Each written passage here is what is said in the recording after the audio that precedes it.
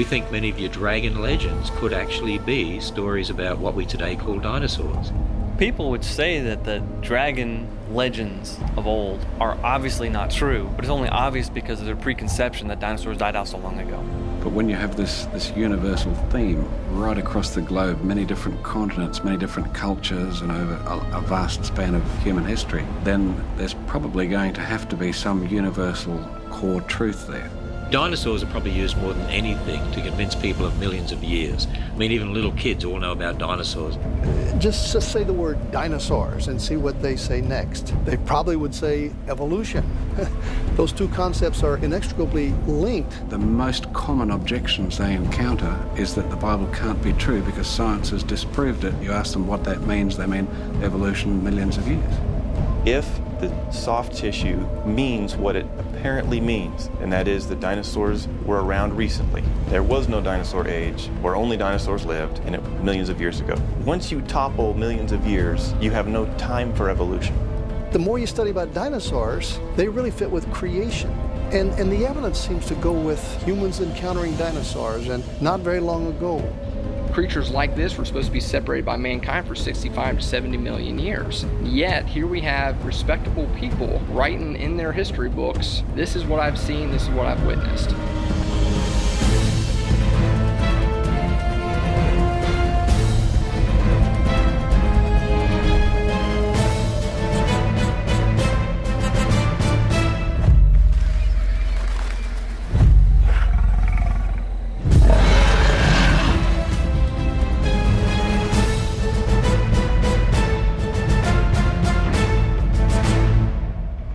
Why you picking that one?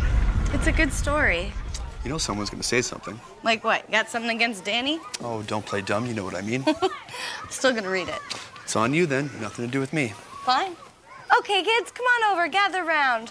We're gonna have story time. Come on, find a seat on the carpet. Can everybody see? Yeah? Okay, good. Okay, guys, today's story is called Danny the Dragon. Thank you all for coming. Please note that the opinions expressed during the story time are those of the author and do not necessarily represent those of the Monroe Library or its staff. Thanks, Tony. Would you like me to have them sign release forms? Once upon a time, not too long ago, there was a dragon named Danny. He lived in a deep, isolated cave along an ocean coast. One day, he wandered out of the water and saw some houses and people. Curious, he lumbered closer for a better look. Dragons, just the word conjures up all these images, and people's attention goes right to the dragons. People want to know about dragons. Dragon legend is absolutely a phenomenon. There are literally too many legends to count. They're in every tribe and nation, every people group, and you have them in China, Australia, Africa, Europe, North America, and South America, everywhere people inhabit. Dragons are really interesting creatures. I think there's not a child with soul so dead that he hasn't become fascinated by dragon stories and dragon legends. And the thing that's always struck me as amazing is that it's not a regional legend. It's not a legend of the Chinese, but nobody else, or a legend of the Europeans and nobody else. It's everybody's legend. Now, a legend is, of course, a legend. It's a fairy tale. But is there, in fact, most anthropologists will tell you that whenever you have a legend or mythology, that there's usually something that happened that started that myth. So the point is there is some consistent threads in these different cultures, South Sea Islands, South Pacific, the American Indians, and so forth. So when you find the similar kinds of legends that suggest that either a common legend exchange or those legends deriving from some kind of historical antecedent.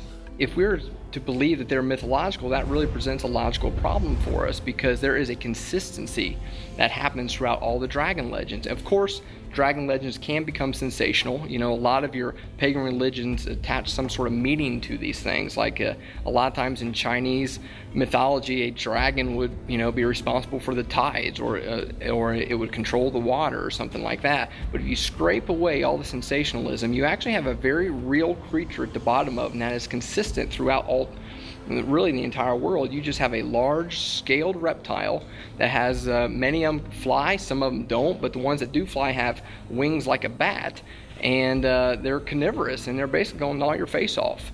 And it is consistent no matter where you go, and that truly is remarkable. They look like big reptiles with long tails, with scales, with sharp teeth, claws, oftentimes 3 claws, by the way, which many of the dinosaurs did have 3 claws, like the theropods. So I believe they're what many people have called dragons, or have been translated to the word dragon, really reflect a human experience, widespread among almost all cultures, of having witnessed at some point in history very, very large, very frightening reptiles. You know, the dragon legends, the stories of these dragons, they always talk about these huge reptilian beasts with fierce teeth and prickly spines, and they just sound so much like dinosaurs. It's like knowing about Julius Caesar or Alexander the Great. We have to rely on historical records of these things, because you can't scientifically prove that Julius Caesar existed. It's always a matter of history. And I think dragons, a lot of that will be widespread historical writings of such creatures, including, for instance, the Chinese calendar, where you have 12 animals. One of them is a dragon. I was born in the year of a dragon, but all the animals are treated as equally real. So it does seem like the Chinese people did see a creature we would now call a dragon, which they called the Long. Actually, there are a lot of legends of dragons being used for breeding. The Chinese have stories about breeding dragons. There are artifacts that show people riding these things. It's quite remarkable that, to many people, that Australian Aboriginal people actually have accounts of their ancestors having encountered creatures that today, by any reckoning, you'd describe as being dinosaurs on the basis of scientists' reconstructions from fossils. On a personal level, I recall meeting a university researcher in the Northern Territory in Darwin after giving a presentation there a couple of years ago. And she said that she'd been working with the local Larrakia Aboriginal people, and they had a word for a fierce creature that lived in the local swamps there that used to terrorise the first Aboriginal people who'd come to that area via canoes from another country far away. And when this university researcher said to them, "Oh, that word obviously means crocodile," the Larrakia people responded, "No, we've got a different word for crocodile. This other creature, in fact, looks very similar to some of your dinosaurs in your children's book about dinosaurs." There is an Indian legend called the Thunderbirds. And according to legend, these huge bird-like creatures would fly, and they would actually be able to bring thunder with them. And at first that seems sensational.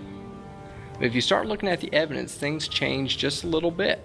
Because what is in the Black Hills in South Dakota, the legend is that these giant thunderbirds would actually fly to the top of the Black Hills, and they would like nest there. Now what is fascinating is that scientists have long believed that those kind of gigantic creatures needed strong winds to propel them to high heights. And so in the West, where you have these gigantic thunderstorms, it is really postulated these gigantic pteranodons would catch thermal updrafts of these storms that would lift them to the top of places like the Black Hills. So from an Indian's perspective that is trying to pull meaning from the things in nature, they would look at these what they would call thunderbirds and go, wow, they are bringing thunder. But it's actually what's really happening is that it's the thunderstorms that are actually bringing the pteranodons. This is taken from a book named After the Flood, where he recounts, "Dinosaurs in the form of flying reptiles were a feature of Welsh life until surprisingly recent times. As late as the beginning of the present century, elderly folk at Penllyn in Glamorgan used to tell of a colony of winged serpents that lived in the woods around Penllyn Castle. As Mary Trevelyan tells us, the woods around Penllyn Castle, Glamorgan, had the reputation of being frequented by winged serpents, and these were the terror of old and young alike. An aged inhabitant of Penllyn, who died a few years ago, said that in his boyhood the winged serpents were described as very beautiful. He said it was no old story invented to frighten children, but a real fact. His father and uncle had killed some of them, for they were as bad as foxes for poultry. The old man attributed the extinction of the winged serpents to the fact that they were terrors in the farmyards and coverts. This is a pteranodon, an example of one. And by the way, not all of them were huge, with big long wings. And in Beowulf, it describes two different kinds. One which had massive, huge wings, which we know existed from fossils, 30 foot and more wingspan. But there's another kind of winged serpent that was smaller, but it was just as much a pest. Not just in Beowulf, but in England and to the North American Indians and Central American Indians, etc. Interestingly, there's a Scandinavian king called Beowulf, and there's a very famous poem about his exploits.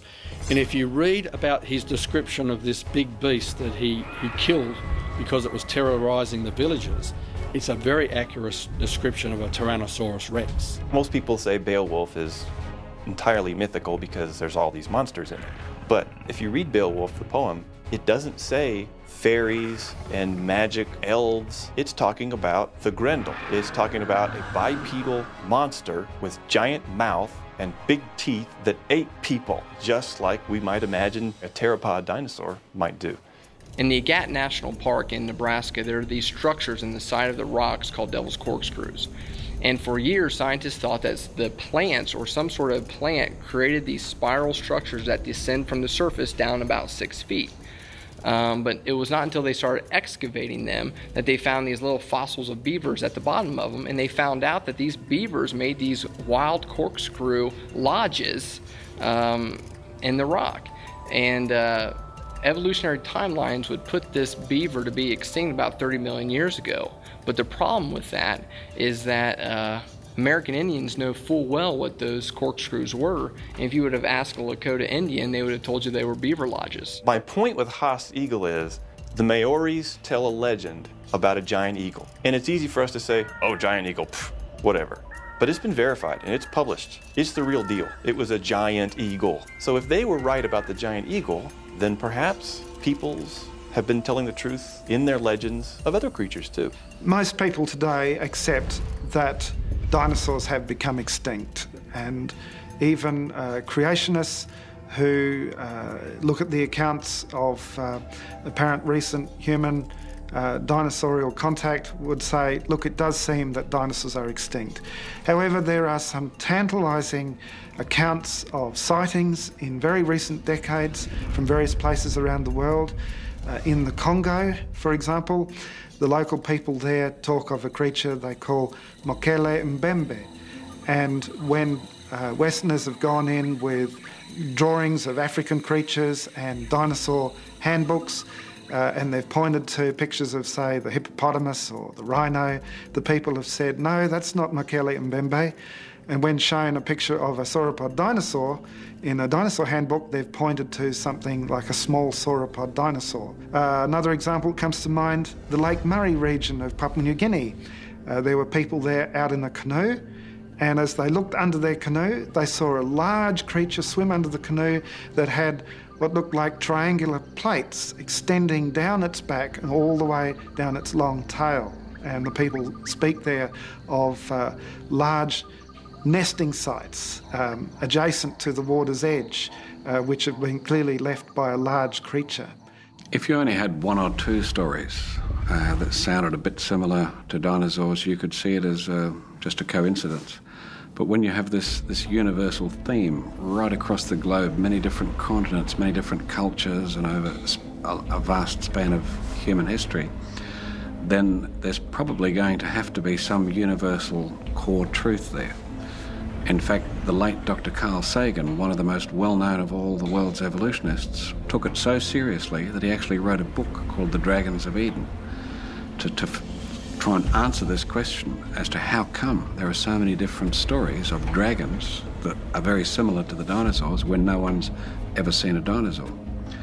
And the answer he came up with in his book was essentially that we evolved from reptiles, so part of our brain is a sort of a leftover of when we lived in the age of the reptiles, and so dragon legends are really, if you like, inherited memories from the age of reptiles.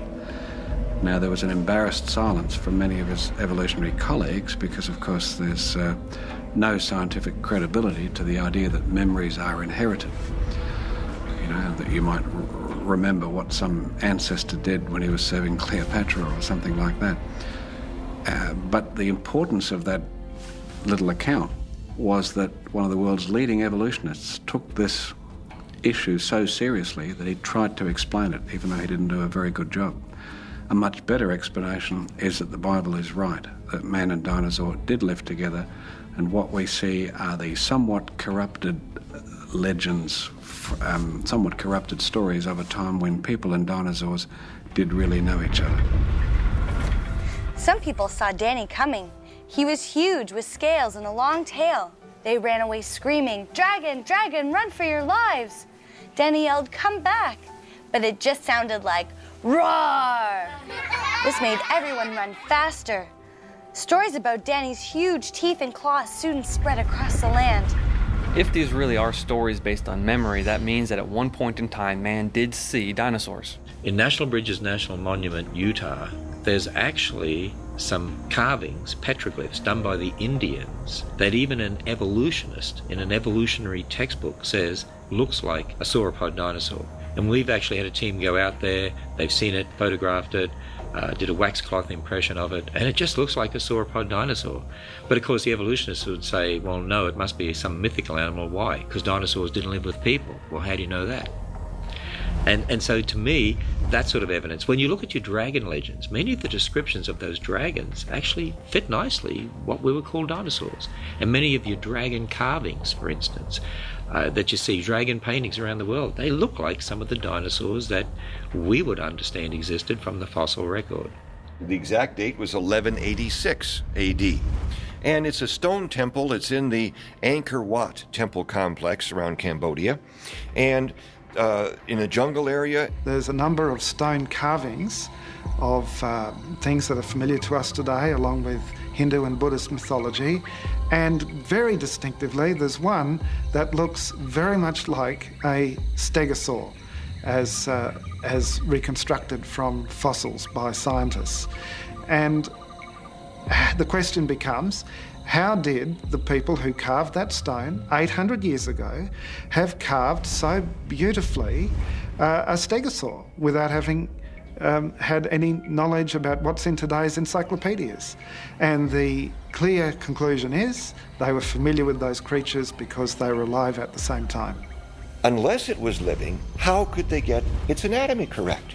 They had to see it in order to reproduce it correctly. And that's just one of over 80 instances around the world, in every single continent, where it's been found that humans and dinosaurs have coexisted because the humans have reproduced dinosaurs in one art form or another. There's a cathedral in the UK, Carlisle Cathedral, which has been there a very long time. And one of the bishops buried there 600 years ago has, on the brass trimmings around his tomb, a number of engravings of animals, many of which are familiar to us today, but there's also some that look very much like sauropod dinosaurs. In fact, any 21st century child would immediately recognise them as being sauropod dinosaurs. And so when we think about the evolutionary view that says dinosaurs became extinct 65 million years ago, and then we look at these sauropod dinosaur engravings on this 600-year-old tomb, how did they get there? The oldest artifact that we have, period, is an Egyptian slate that commemorates an Egyptian king. And Hierakonpolis slate is one of the names given to this artifact. And on one side it shows him grasping the head of his recently defeated foe and about to chop the head off. So it's a slate saying, look how great I am. And on the back, it's got some Egyptians with ropes around necks of two great sauropod looking, I mean, they look just like a children's book with a Apatosaurus on it or something, necks intertwined. And we have this motif repeated on two different, totally different places, separated by hundreds of years. Obviously, if there are engravings of sauropod dinosaurs which are hundreds of years old, prior to any scientists' reconstructions of fossils, the only way that we could say that they could have done it so intelligently was if they had viewed the creatures for themselves, or at least had access to sketches or drawings or descriptions made by eyewitnesses of those creatures at around that time. As some people look at the fossil record, as some people look at evidence that humans and dinosaurs lived at the same time, they see pictures, they see drawings, they see carvings, they see work in metal and weaving of individuals that have actually reproduced dinosaurs. And the American Indian is one of those groups that has done that, especially in paintings and drawings. Adrienne Mayer, first of all, if we talk about what she's done on this, I think we ought to give her credit for doing a tremendous amount of research. And when I say data, I mean legend after legend after legend after legend of descriptions of the same kinds of creatures that were giant, terrible lizards. There were thunderbirds, there were water monsters given the same description from tribe after tribe after tribe across North America, but even in South America and Central America. We've got this robust, legendary lore, complete with descriptions of habitat, descriptions of habit, anatomical attributes. Where did all this come from? And some people say, well, we don't want to have the Indian living at the dinosaur, so the Indian went ahead and found bones and then went ahead and assembled those bones into the proper shape and then put the musculature and the skin on the bones, and then based upon what they came up with, they then did a drawing showing what this dinosaur or reptile would look like in life.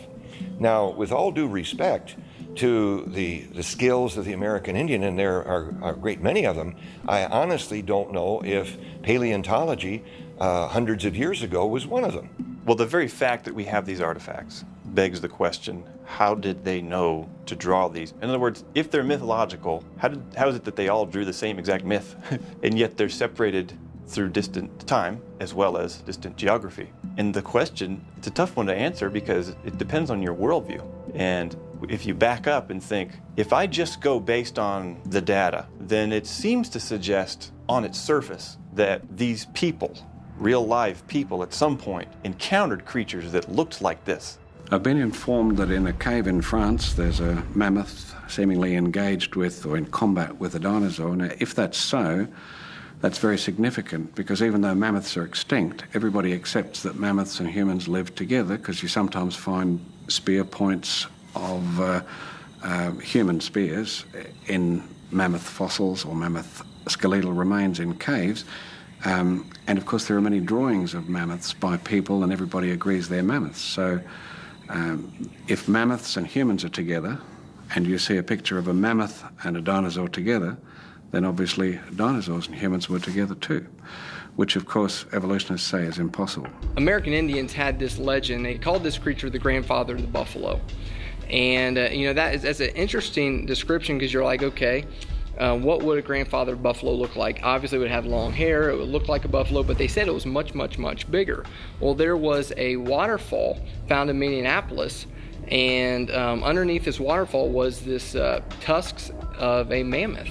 And Indians actually pointed to that spot and said that's where the grandfather of the buffalo lived. And what's fascinating is if they were able to understand the flesh, they were understand the hairy characteristics of this mammoth, there was only one way they could have known that, is if they would have actually seen the creature. And once again we see that the evolutionary time frame, that the layers in the rocks represent millions of years, comes to grief on things like this, which show that people, dinosaurs and mammoths and many creatures that we're familiar with today all lived at the same time. First of all, what we have to understand now, was not until the year 1822 when Gideon Mantle and his wife found the iguanodon tooth. And that was supposedly the absolute beginning of our understanding of dinosaurs. And modern academia will tell you that is when we discovered them. Well, the problem with that is that we have all these images of ancient people groups that had intimate knowledge of dinosaurs. They drew them on vases, they were on pottery, and if it is true that they had no knowledge of dinosaurs, then where in the world did all those images come from? The people went to the police and demanded that something be done. The police gathered their weapons and their bravest officers and went off to see what they could find. Danny was terrified. He just wanted to find a friend. He was very old and had looked everywhere but couldn't find anyone else like him. It was like he was the last dragon on Earth. You know, it's funny how historians treat ancient history, because we've got a lot of ancient historians writing things that we take today as matter of fact, like, you know, this event happened, okay. But then when they start talking about some other things that they believed were true, historians will just discount it. Like, you know, Marco Polo's writing about dragons, Alexander the Great's talking about his giant lizard that frightened his army. And there's all sorts of other accounts in history as matter of fact accounts of great lizard-like beasts, and yet they're routinely discredited as not being true. You know, it is a misnomer that some of these dragon legends, or all the dragon legends, are just a product of opium-inspired pagan religions. I mean, that is not the case at all. What you have is you have actual historians. You have Herodotus, you have Flavius Josephus, you have Marco Polo that talk about dragons. Herodotus actually heard an account of flying reptiles, and he went and checked it out himself. And so, I mean, he showed the mettle of a true historian. 400 years later or so, you have Flavius Josephus, an incredible Jewish historian, also talking about seemingly the same creature. You have this flying reptile. You have Marco Polo that after his journey to China is describing a huge dragon. He calls it a dragon with this tail that is really dragging through the sand, leaving these marks. And we come to the point where we have to ask ourselves, are all these people just making this up? They're describing creatures that were not supposed to be alive then. According to evolutionary theory, that creatures like this were supposed to be separated by mankind for 65 to 70 million years. Yet, here we have respectable people writing in their history books, this is what I've seen, this is what I've witnessed. And they sound just like dinosaurs. Well, I think we should take the testimony of these very reliable historians. For the most part, I think that they were very candid in what they were writing about when it came to historical narrative. And if they were talking about these large, formidable creatures, I don't see why there's any reason to question that.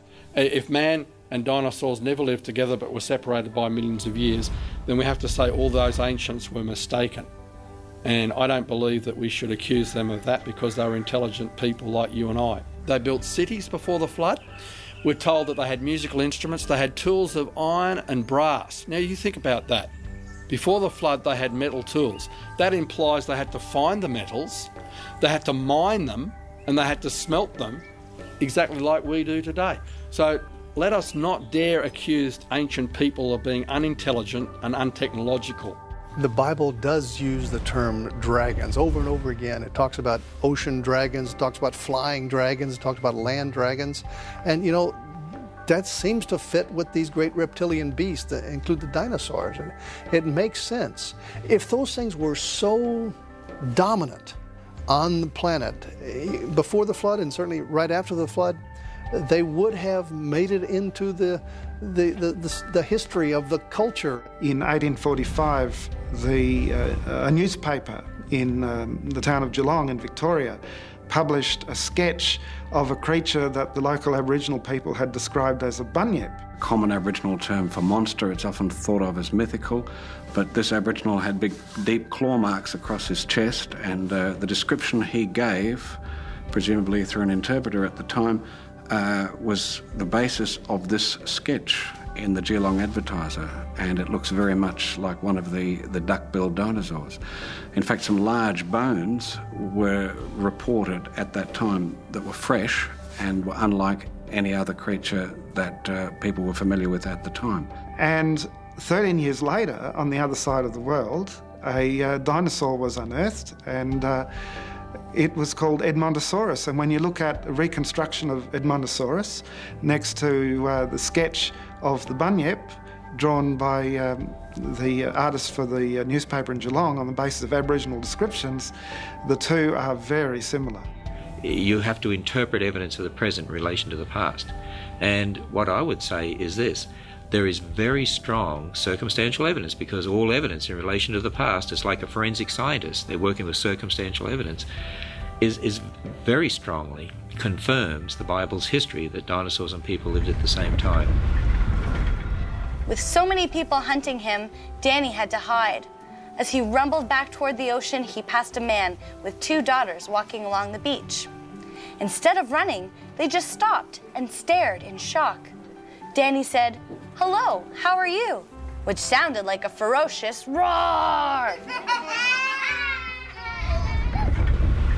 We think many of your dragon legends could actually be stories about what we today call dinosaurs. The reason why you don't find the word dinosaur in the Bible is the same reason why you don't find words like computer or locomotive, because all of those words were invented in the English language well after the Bible was translated into English.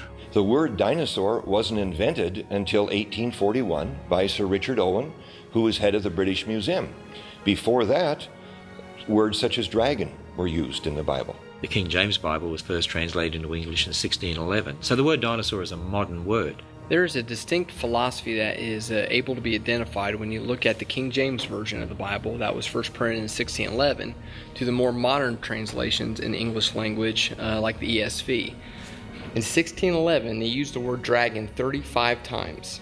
In the Old Testament alone, they used the plural word dragon 16 times. But if you look at the ESV today, they use the word dragons in the plural form 0.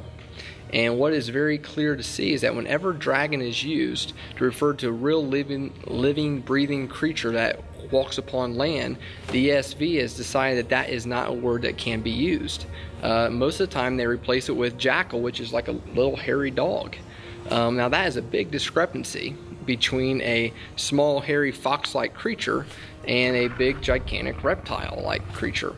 And what you see is that the evolutionary mindset has seeped into so many things that we have even our most conservative Bible theologians look at dragons. They do not make the connection between dragon and dinosaur, and they have the idea that, wow, dragons aren't real, and so we have to protect the inerrancy of the Bible. Most of the people believe that dinosaurs died out 65 million years ago, and therefore humans couldn't possibly have seen them because they haven't been around that long. So it's a case of a faulty view of history with this millions of years imposed upon it, which means they have to try to explain away human encounters with creatures which we would call dragons.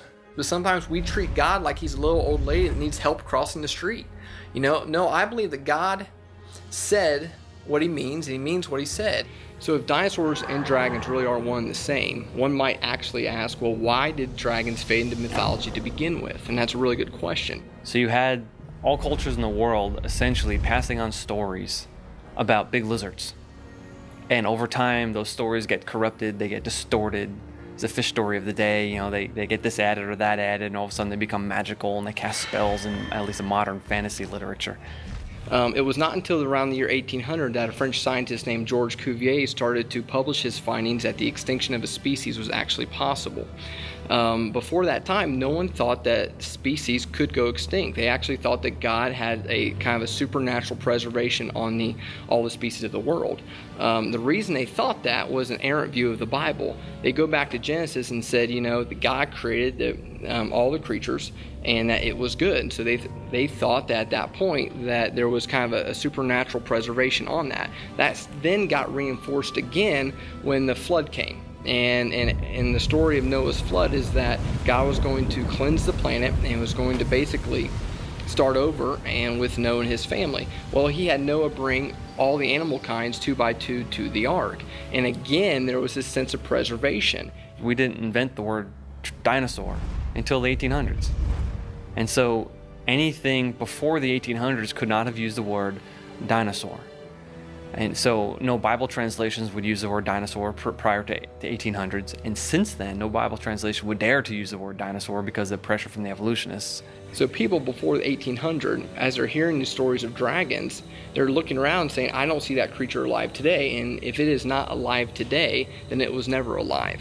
And that is how and why dragons fade into mythology. There are a lot of things that over the years have been found that were thought to have been extinct. Some mammals, some fishes, some plants. The coelacanth was the classic example from the early 1900s. The Wollemi pine, which was discovered in the later 1900s. So there's a lot of things that pop up that no one thought everyone thought went extinct. But it turns out that they're still here and they're essentially unchanged from the way they were supposedly millions of years ago. And also there's an Australian living fossil that's very well known. It's called the Wollamite pine. And it was found in a very isolated part of a conservation reserve near Sydney in New South Wales. And it quickly became known as the dinosaur tree, because they said it had lived alongside the dinosaurs. And the initial dating of the Wollamite pine fossils was that it had been thought to be extinct for many millions of years. Now, when they found this Wollamy pine just a short time ago, the curator of the Sydney Botanical Gardens apparently said, it's just like finding a live dinosaur. I think he said a live small dinosaur, because the point is it has exactly the same significance. Now, the coelacanth is a fish. Fossils have been found of this fish that the evolutionists say died out, say, 70 million years ago, came on the scene about 400 million years ago. The reality is, in 1938, off of the island of Madagascar, fishermen started catching coelacanths. And so now the evolutionist is presented with a problem. If coelacanths died out 75 million years ago, what's a live one doing in 1938? And they found a lot more of them. Some are even in aquariums today. Here's an interesting thing. Years ago, when I was in undergraduate school in Minnesota, I was taking a course in botany, and our professor took us all outside the botany building to pay obeisance to a ginkgo tree. And we all stood around in just deep reverence looking at this ginkgo tree, because we were told that this ginkgo tree, we can see it in the fossil record back to the time of the dinosaurs and beyond, and here it is growing alive and well just outside of our botany building. And isn't that amazing? And boy, we were impressed. But you know, now that I look back on that, why didn't our prof just show us the far more abundant oak trees and elm trees? Because they're in the fossil record too. We have acorns, we have walnuts, and these are dating back 40, 50 million years. No, I don't accept these dates. I believe the Earth is 6,000 years old. But if you're going to accept these dates, we have a tank here in the Creation Museum that is full of native Kentucky aquatic creatures. Sunfish, which have been found, the good old sunny you fish for, you know, if you like to fish. They were around back, according to the fossil record, 40, 50 million years ago. Garfish go back at least as far as the dinosaurs. We have the short-nosed gar in the tank. Turtles, 120 million years. Bats, 60 million years, 50 million years, and they look just like the bats do today. Amber is what I call a time capsule. It is some amber is supposed to be up to 50 million years old, and quite a bit of amber has what are called inclusions in it. Now, inclusions can be insects, they could be water, they could be oxygen or air bubbles, if you will. And the reason I call amber a time capsule is, lo and behold, when we find, for example, ants and termites, we've even found the pine bark beetle that is decimating the forests in the Rocky Mountain West. These animals, or these insects, if you will, are exactly the same as what we have today. The Jurassic shrimp was supposed to become extinct during the Jurassic time, and yet they're alive and well and just as delicious today as back in the alleged evolutionary past. And so these living fossils, I think, are clear testimony to the youth of this Earth. Terrified, the man pushed his daughters behind him and said, "Oh God, you are wonderful and powerful and created such amazing creatures. Please don't let him eat my daughters. As you love all your creation, I love them." Then he turned and plunged back into the ocean. According to conventional wisdom, the dinosaurs lived from about 250 million years ago to about 65 million years ago. The reason why they say that is after the so-called Cretaceous layers, you don't find any more dinosaur fossils above there. And so they believe the dinosaurs were wiped out 65 million years ago. And they believe that man only evolved in the last 2 million years, say, because we only find human fossils at the very top of the layers. And so man and dinosaurs, in their view, could never have lived together. because they would be separated by over 60 million years. An evolutionist would look at the fossil record, and they would, based on their idea that the Earth is ancient and that the present is the key to the past, and they would look at natural processes which act very slowly, they would say, therefore, the fossil record must have accumulated very slowly. And because it's such a slow process, it's actually, you can look at it and look at different eras of time. And so in this section, these fossils are buried. That means that these fossils are alive at one point in time. And then if there's a layer that appears above that, well, that must be a later period of time. There's a different set of fossils being buried there. That's a snapshot of a different period of time. And then they build this very elaborate tree structure of all of life, and they build this very elaborate model of the geologic record. Well, basically what they do is look at the sedimentary rock units in the Jurassic layer, and they find some dinosaurs there, and they say because we find dinosaurs here, this particular layer is at least 70, 75 million years old. And so it is a tautology where they date the fossils by the rock layers, and they date the rock layers by the fossils that they find in them. And so it is a cause for circuitous or circular reasoning. I did 1 year of geology in my university, and it's interesting that the head of the department said the fossil record does not support Darwinian evolution. He said this plainly. He made it clear he was not a creationist, but he did say the fossil record seems to support a series of divine creations. This I heard from the professor of geology. And professor in New Zealand was the highest rank of university teachers, not just any old lecturer. Well, fossils are formed only under special circumstances. I'm a marine biologist. I'm a scuba diver. I lost count after about 500 scuba dives. And it's funny because most people think marine biologists study whales and dolphins, but really most marine biologists study worms and bacteria and mud. And so in my life, I've studied a lot of mud. I've dug mud in lakes, rivers, and streams all over the southeast. Looked at the sediments all up and down the Florida Keys, over in the Bahamas, in Belize. One trip to the South Pacific, which was very nice. And all that digging and all that sand and all that dirt and all that mud, I've never found a fish skeleton. I've never found an incipient fossil. I've never found something that was being fossilized. Because fish, when they die, when they finally do hit the bottom, they're eaten by everything. And usually they're eaten on the way down. And so their bones tend to be scattered all over the place, and their flesh is destroyed. And even if they land in the mud, the bones dissolve over time in the water, made of calcium carbonate, is soluble in seawater. It takes special circumstances to make a fossil.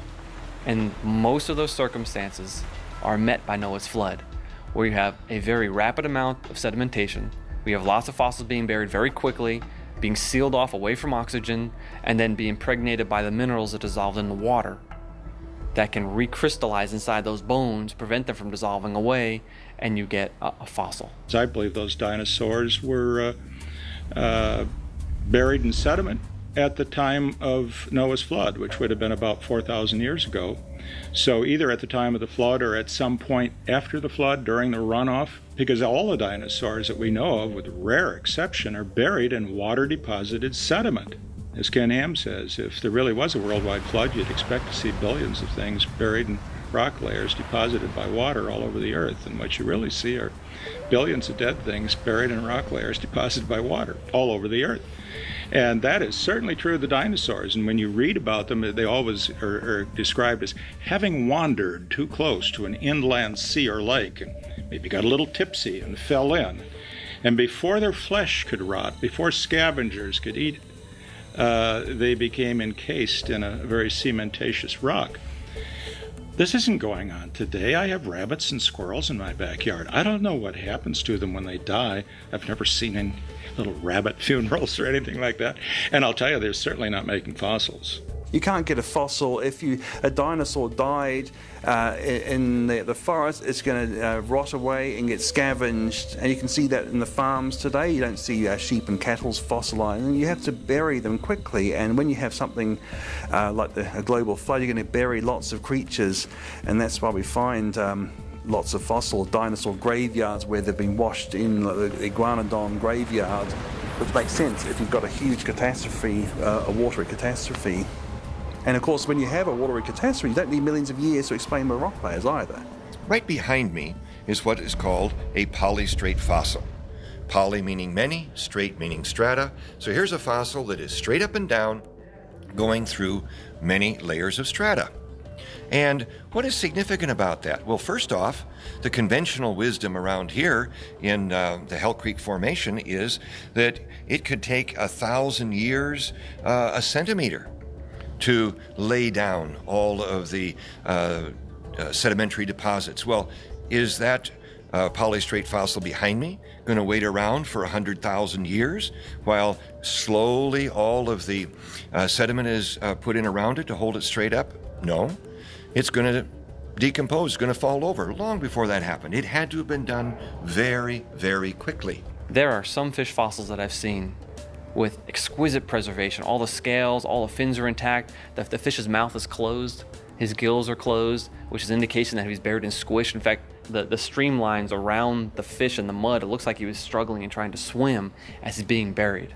We've got abundant evidence of rapid fossilization. There's some three-dimensional dinosaurs that are preserved where a dinosaur is crouching down and yet he's covered in mud, and the only way to do that is if the mud is accumulating so quickly that he's literally suffocated in the mud, because if he had died he would have fallen over, or at least would have laid down flat. But no, he's crouching, the mud covers all the way up above his head. And Mount St Helens is certainly an excellent example, because we saw things happen there that blew geologists' mind. May 1980, the eruption of Mount St Helens, and the next, in that major eruption and subsequent ones, up to 600 feet of rock layers, new material was deposited around Mount St Helens. And at one particular level, we find a 20-foot horizon that was produced on June 12, 1980. We know the day and the year because people were there to observe it. So it's testable. We've got reliable eyewitness accounts. But within that 20-foot thick layer, we have multiplicity of small layers, alternating coarse and fine-grained layers. Now, a geologist normally looking at that with a millions of years belief system, we call it mental glasses, looking through the idea of millions of years, who would have thought that each of those little bands would have taken thousands of years to accumulate, or alternating yearly sequences, and so the whole sequence, hundreds of them, would have taken hundreds of years. But we observed it to happen in just one day. The rock layers are not a sequence of age, but a sequence of burial. Taking their age interpretation, they shouldn't be, the coelacanths have died out. Yet we know they're living today. People will ask, why are there no dinosaur and humans fossilized together? I would ask, why are there no coelacanths and whales fossil together, even though they live in the sea together? It's because they just weren't buried together. Now, how do you explain that by slow and gradual processes with little local floods over millions of years? Now, only a global flood can explain rock layers with marine fossils up on the continents that were catastrophically deposited and buried that swept right across the continents and between continents. I mean, the evidence is crying out for catastrophe. It screams Noah's flood, it therefore screams a young Earth. Radiometric dating is seen as the linchpin of the evolutionary age of the Earth. They say, all these radiometric dating techniques show the Earth is ancient, so how can you believe in a young Earth? Well, actually, what I do is I appeal to known lava flows. Go to Hawaii, sample a lava flow, sample some basalt that's come out of the Earth, bring it back to your laboratory, tell me what age you measure. It's not going to be zero. It's not going to be even a few thousand years old. You're going to get an old age. It doesn't matter what technique you use. So what that does is that takes the idea that you can measure the difference between the daughter product and the parent product and calculate an age as if there was a clock. That discredits anything that's using the assumption that there's zero daughter products. Well, I was involved in a project called the RATE project, RATE. It stands for radioisotopes and the age of the Earth. It was an acronym that we put together to describe so people could quickly identify what this project was, and it was conducted between 1997 and 2005. And we got some exciting evidences that confirm that the conclusion we came to was that the nuclear decay rates, radioactive decay rates, had been grossly accelerated at some time or times in the past. At some event, the decay rates had been accelerated, that had been speeded up to such an enormous extent that you could essentially have hundreds of millions of years worth of nuclear decay measured by the rates at which they occur today, all of that happening within a few thousand years. So one of the best examples we came up with, well, there are several good ones. There were tiny crystals found in a granite in New Mexico from a drill hole. And essentially, when uranium decays to lead, the parent decays to the daughter lead, the byproduct is helium. And helium gas it's chemically stable. It doesn't react with other elements. It's what we call an inert element or inert gas. And because it's only got small atoms, it could leak very easily out of those crystals. But we found that the uranium lead date for these crystals, with the millions of years scenario, using the radioisotope dating, was 1.5 billion years. But most of the helium that would have been produced by that amount of nuclear decay was still in the crystals. So we made predictions. Then we sent the crystals to a well-recognised laboratory who was well known for doing that work to actually measure the rate of leakage. And where did it fit? Exactly on the 6,000 year prediction. In other words, while the uranium to lead clock had ticked at the rate of 1.5 billion years, that's 1,500 million years, while uranium had been ticking through that rate, helium had been leaking at a different rate. That means because we know of the law of leakage of these atoms, well-known physical law that we can reproduce in the laboratory, that was a far more credible age determination method. There was some basalt flows that erupted on the rim of the Grand Canyon, flowed down into the canyon all the way to the base of the canyon. That means that the lava flow is younger than the canyon, younger than the uppermost sediments, and yet that lava flow dates to millions of years older than the canyon itself. It really raises the question, how do we know that these techniques are valid? We've got other lines of evidence. There was about 3 or 4 lines of evidence that we found that all pointed in the same direction, that the assumption of nuclear decay rates always being constant at the rates we measure today isn't true, that they were accelerated in the past, and that means the clocks can't be trusted. We have done carbon-14 dating on coal and diamonds, which are hugely old. Diamonds are supposed to be over 1 billion years old, and yet we find carbon-14 in them. Now, hang on, carbon-14 would have long just decayed if it were that old. One of the discoveries that has really rocked the evolutionary world was made by Dr. Mary Schweitzer and Dr. Jack Horner from analyzing the interior, the bone marrow, if you will, of the thigh bone or the femur of a T-Rex that was excavated back in 2003. Their report was published in the March-April 2005 edition of Science Magazine, a very prestigious, peer-reviewed science magazine.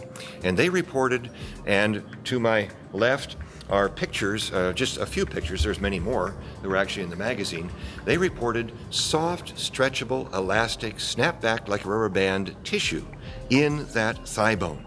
In addition, they reported finding red blood vessels that still had blood cells in them that were identifiable, and all of that would be impossible if this dinosaur died out 65 to 68 million years ago. Clearly, science has shown this dinosaur died out very recently, and I would say perhaps as a result of the flood of Noah's day, just a matter of, say, 4,000 years ago. Doctors Mary Schweitzer and Jack Horner are paleontologists. They study fossils. Specifically, they're interested in dinosaurs. In fact, I think you could call Jack Horner Mr. Dinosaur. I mean, he's probably associated with the study of dinosaurs as much or more than anyone else that comes to mind. Mary Schweitzer said that on one such test, she said she couldn't believe it until she'd done it 17 times. This is pretty thorough. So most people are understandably shocked, and that includes certainly evolutionists, that you should find what appears to be fresh marrow. Still soft, still with blood vessels, still with red blood cells. More recently, they've gone beyond that. Schweitzer, working with other investigators, have looked at the biochemistry of the marrow, and they have indeed found protein fragments. Now, not the whole protein, but protein fragments. Proteins usually don't remain completely undisturbed for a few thousand years, and of course we have no idea for 70 million Well, of course, the evolutionary naturalists who embrace the long ages of evolution, who maintain adamantly that man and dinosaur are separate by 65 million years, are very, very uncomfortable with these continuing discoveries of Mary Schweitzer. Tom Kay of Seattle, who was also a critic of the first study of Mary Schweitzer, said, and I quote, "This will either be nothing or the biggest revolution in paleontology ever." You know, I would have to agree with the latter portion of his quote. This is one of the greatest paleontological discoveries ever. Danny returned to his cave, deep in thought.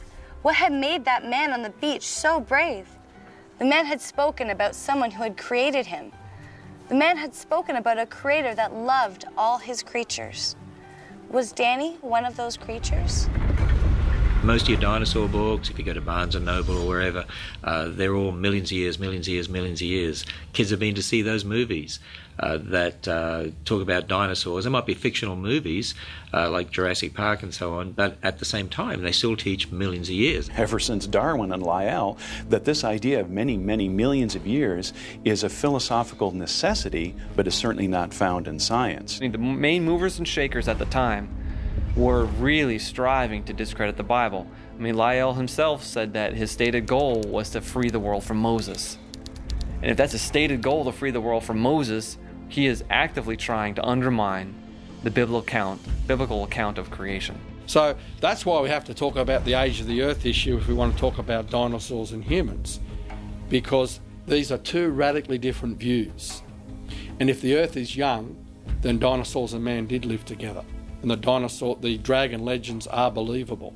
Paleontologists also, I believe, go ahead and fill in the gaps as they see them in the evolutionary timeline, going from monkeys to man, going from microbes to man. One of the things that they find, though, in the process of doing that is that life is very complex. Whether it's dead life or living life, it is still extremely complex. And so that means they've got to have huge amounts of time in order to give people any idea at all that it's credible to go from microbes to man. And that's really, time is the magic bullet for the evolutionist. It's a lot of time, which makes the impossible possible. Old Earth, old universe even, but certainly old Earth, 4.5 billion years, is important to the evolutionist because they need a great deal of time for things to evolve by the evolutionary process, which would involve random changes due to mutations and natural selection. I would suggest it requires infinitely more time than the pittance of 4.5 billion years. I encourage them to think along the lines of Google years. That would be to the Google power. I mean, you need years that make billions look like nothing if you're going to try to attribute to chance even a single biologically useful protein. Well, they say that over billions of years anything is possible, but would you ever expect someone to win the lottery every single day for 10 years straight? That's essentially the odds that they're claiming anything is possible. If that happened, a court of law would call that guy guilty, send him to jail for the rest of his life because he's cheating. Even if they don't know how he's cheating, they would have to conclude that you are cheating because this is impossible. So their idea that anything is possible is really ridiculous on the face of it. Would require more time and material than is in the known universe to have ever evolved by chance. Once you can buy all that and accept it, once you can accept photosynthesis having formed by chance, I don't see a hill of beans difference between believing it happened by chance in 6,000 years versus 6 billion years. I mean, one's just as improbable as the other. We've reached a point where the p-values are so low that what's the difference? But evolutionists know that their arguments would be even less tenable to laymen if the times were shortened too much for them. We say humans are very complicated and a sponge or a jellyfish would be very non-complicated. But it's really funny because a jellyfish, or at least the sea anemone, has got about the same number of protein coding genes as people. So in all these billions of years of supposed evolution, we actually haven't increased the number of genes hardly at all. And a lot of the genes that they have that we thought at first was something specific to vertebrates or specific to higher life forms, they have them also. So the evolutionists scratching their head, the simplest cell is utterly complex. The simplest life out there is so mind-bogglingly complex that to me, it's impossible to conceive that it just spontaneously evolved from random chemicals. There is an unbridgeable gap between the simplest cell and random chemistry. It's sort of like saying, oh, well, if you go out in nature, you can find a rock sitting on top of another rock, just from natural processes. Maybe fell off the cliff and landed on top of another rock. And because you can find rocks sitting on top of rocks, that explains the Great Pyramids. Well, of course, that's ridiculous. We have decay. We have the second law of thermodynamics. I look in the mirror every day, and it's hitting me with a vengeance. Yeah, we've been told that if our theories ever run counter to the second law, we can be pretty sure they're not right. The second law basically tells us that at least a closed system, everything goes downhill. Things fall apart. They don't spontaneously self-assemble over the long haul. The evolutionist tries to get out of this by arguing that the Earth is an open system, that energy keeps impacting on the Earth from the sun, and that this energy sort of drives the evolution uphill and causes entropy then to decrease rather than increase. This is really not a good argument. We know that energy is necessary for the assembly of complex things. That's true in an automobile plant. Without energy, the plant comes to a halt. But energy by itself is a necessary but not sufficient condition of, say, making automobiles. One needs information, you need programs, you need sequences. Things have to be done in a certain order. Parts have to arrive at a certain time, have to fit other parts. There's an integration of complexity. Energy alone is not sufficient to explain it. The Achilles heel in evolutionary theory is a lack of transitional species. There should be millions of transitional species. There should be tremendous numbers of transitional species between the major groups of animals, but there aren't.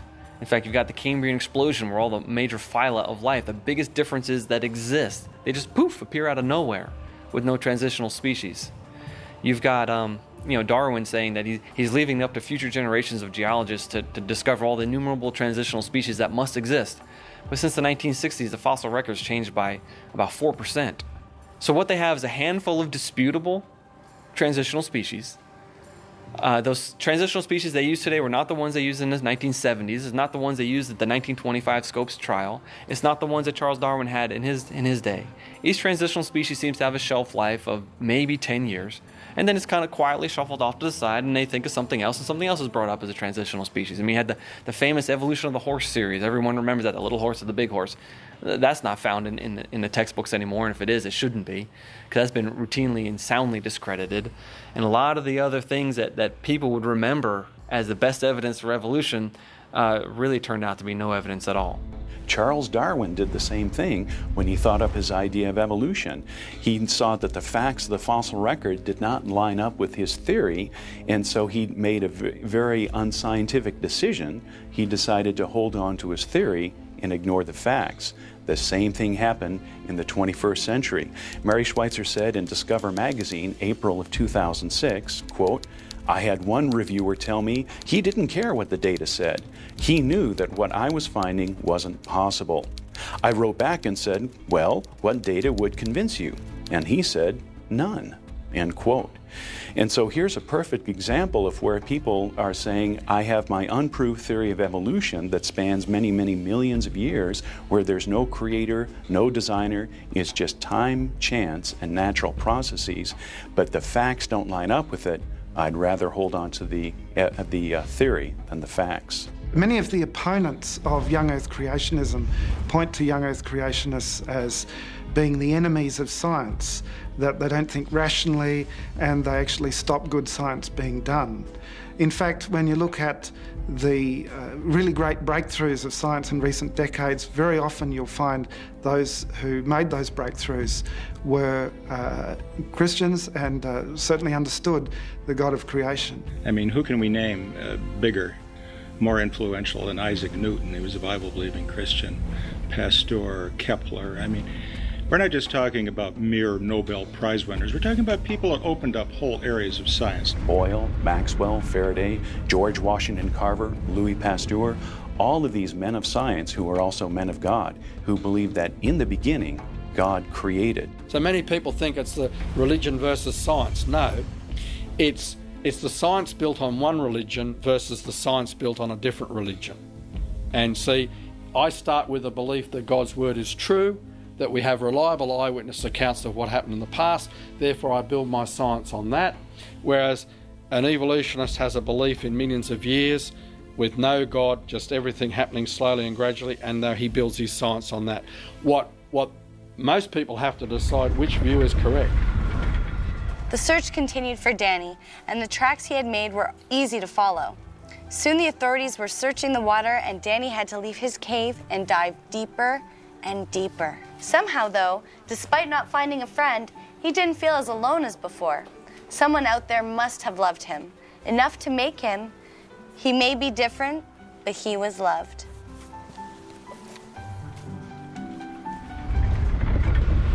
I think that a dinosaur is described in detail more than most other animals in the Bible. I really do. For instance, when you go to Job 40, there we have an account of God speaking with a man called Job, and this was after the flood. And he was saying to Job, look at this animal called behemoth. Now that's just not an English word, that's just a transliteration of a Hebrew word. The Hebrew word there is plural, because behemoth is a well-known word for a beast. So behemoth is saying it's the beast of beasts, and God said to Job, behold this. So he was expecting Job to understand what he was talking about, and what I made along with you.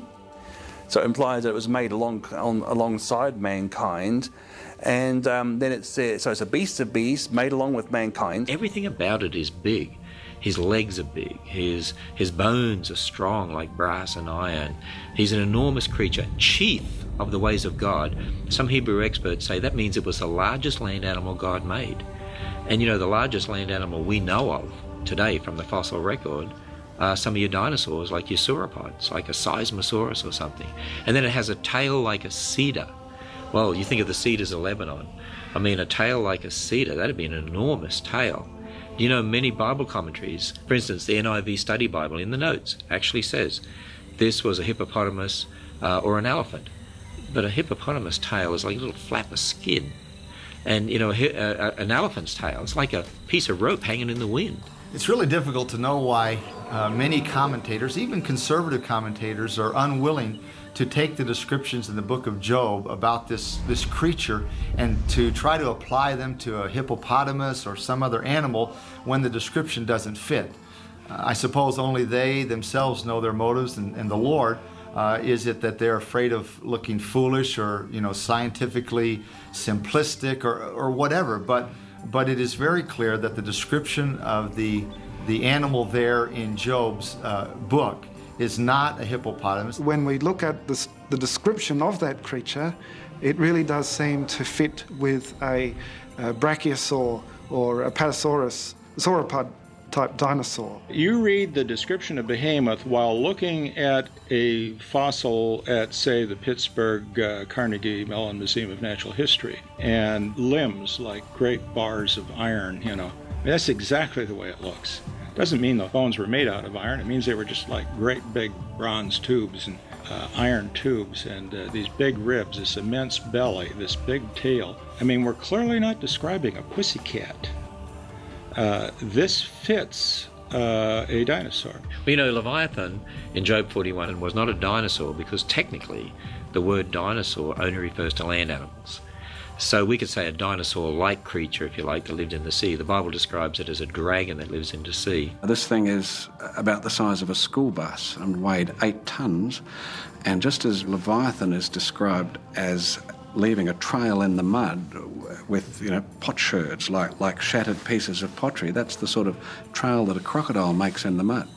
But you're not talking about the crocodile that we know nowadays. If you look at this picture of a modern-day crocodile skull and this Sarcosuchus skull around it, you can see the vast difference in size.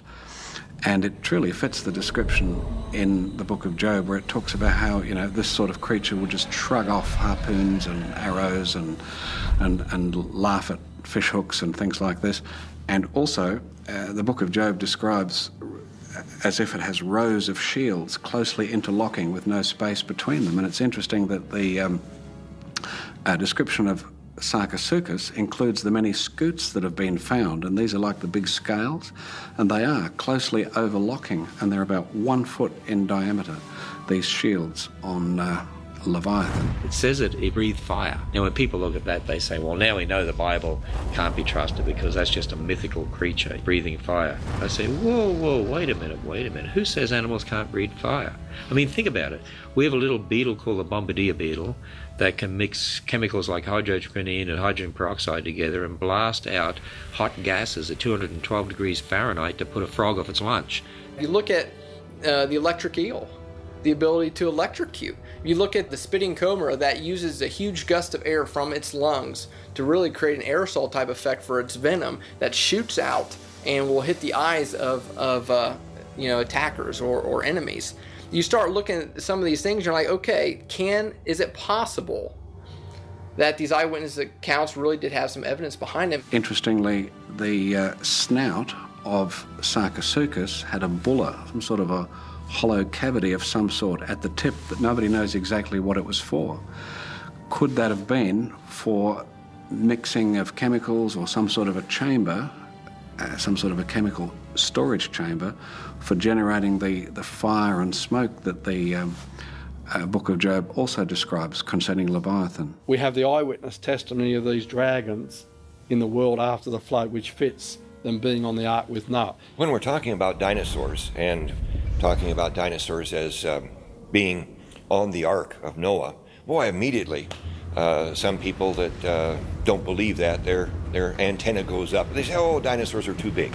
They couldn't have fit on the ark. But let's think about this for a second. First off, what's the average size of a dinosaur? The average size of a dinosaur is like a sheep or a goat. It's not like a big, huge T-Rex or a big, long neck Apatosaurus or something like that. But then let's look at the long neck dinosaur or the T-Rex or any of the others of that size. The main thing that God wanted to do was to have 2 of these creatures on the ark so that when the flood was over and they left, they could reproduce after their kind. And so God would want to send younger ones. And science today believes that dinosaurs could reproduce at about age 8 to 10. So younger, smaller. The ark was big, 450 feet long. And there would have been plenty of room for 2 of every kind of dinosaur, along with all the other animals that God wanted. Why would they become extinct after the flood? Well, because the climate was changed after the flood. It was a much more harsh climate with a different topography. And second, they would have competed with man for food and places. A lot of things have become extinct.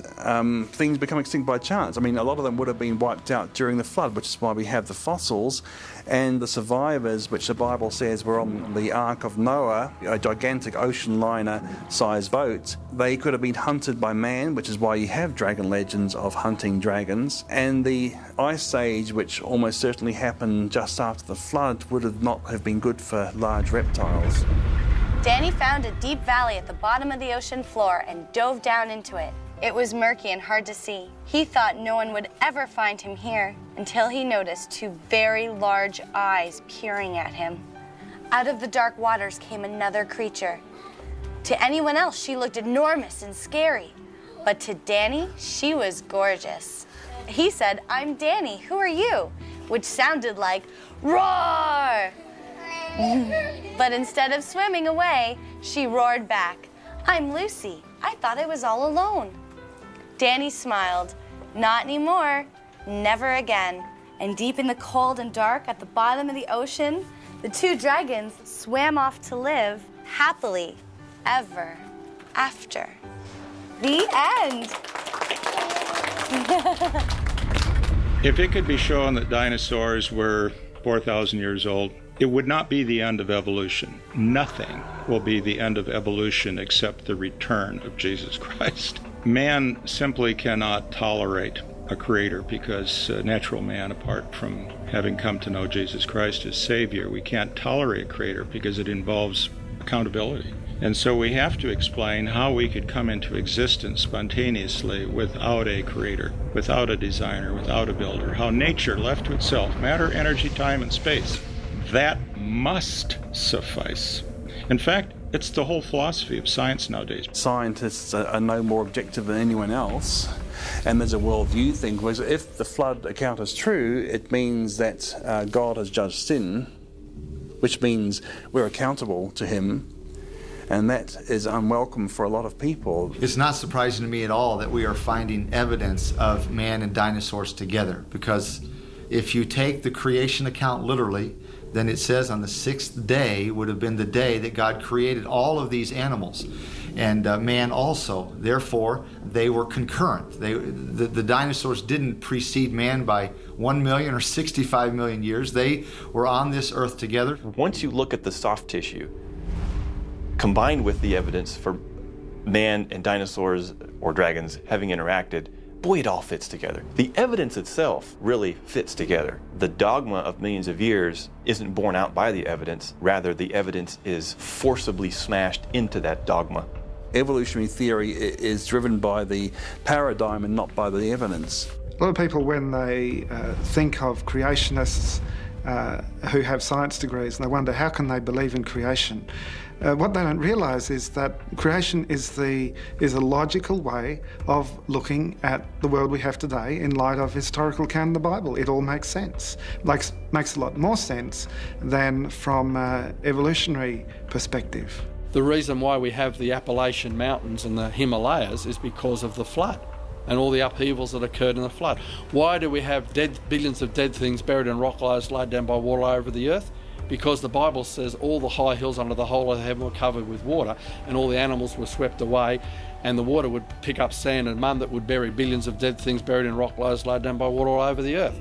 And so I hold to the view that the Bible tells us what happened in the past. We can test that, and we find overwhelmingly the evidence supports that. I had actually, I guess, really felt that I was really something special, because I could tell God how he did it. I had put God in a box and I'd say, yeah, God, you started out, but this is exactly how you did it. You used evolution.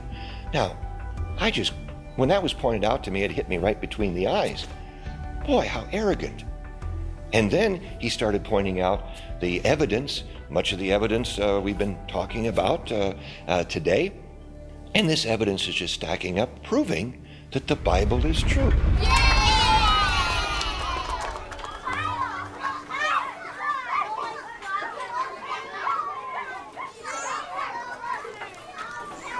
Hi, I thought this was a public library. It is. Is there something I can help you with?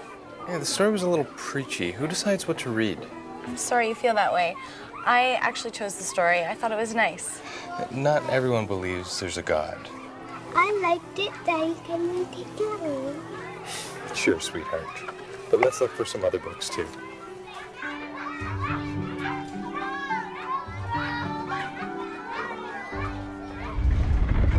What's the point? I mean, why do you care how old this rock is, how old this fossil, how that animal got to be the way it is?